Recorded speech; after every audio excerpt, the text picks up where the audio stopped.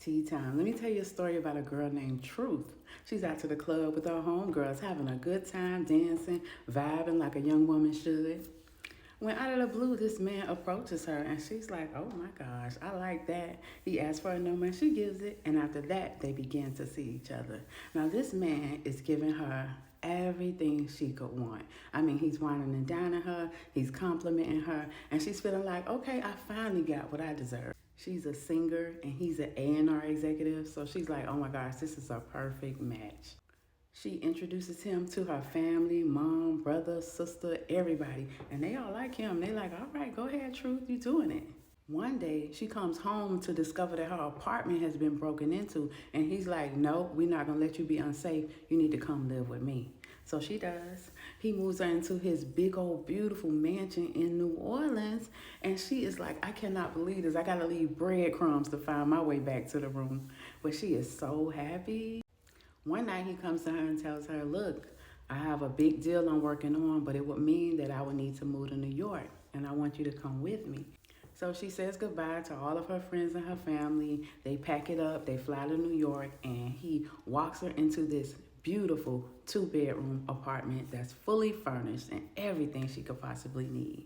She's sitting there, she's looking around, she's thinking about her new life, and she's looking out the window like, dang, what is going on? After their first night there together, he comes to her and he says, I got a surprise for you. Look, I got my man's here. He gonna make sure you're okay. He's gonna be your bodyguard. And she's like, what do I need a bodyguard for? And he says, look, don't worry about that. I just want to make sure you're safe. Now, I got some things I need to do. Stay here. He's going to watch you. And if you need anything, just ask him. And she's like, okay. Well, her boyfriend leaves and she's sitting there looking out the window, feeling around the apartment. And she decides, hey, you know what? I want to go take a walk. So she gets dressed and goes to the door and she finds that it is locked.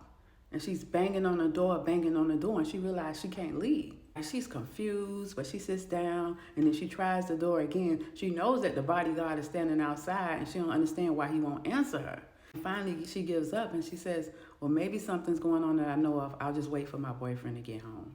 When her boyfriend finally gets home and opens the door, she's like, what's going on? Why couldn't I leave today? And he's like, you're not leaving. And then he sits down next to her, and he says, hey, let me explain something. I need you to do something for me. I need you to handle this business. And she's like, what business? He's like, I got some people I want you to meet. We're going to call them dates. I'm going to send you over there to these men, and I need you to take care of them. And she's like, what do you mean take care of them? And he's like, take care of them. And if you don't take care of them, I know where your family live, and I'm going to make sure that they see me. And she's like, what? What are you saying? And he's like, look, I got to go. My man's at the door. If you need anything, you ask him. And he walks out. She's sitting there and she's freaking out. Like, what's happening right now? Like, I can't leave here. He's saying I got to go on dates. This is not what I think it is, but it is.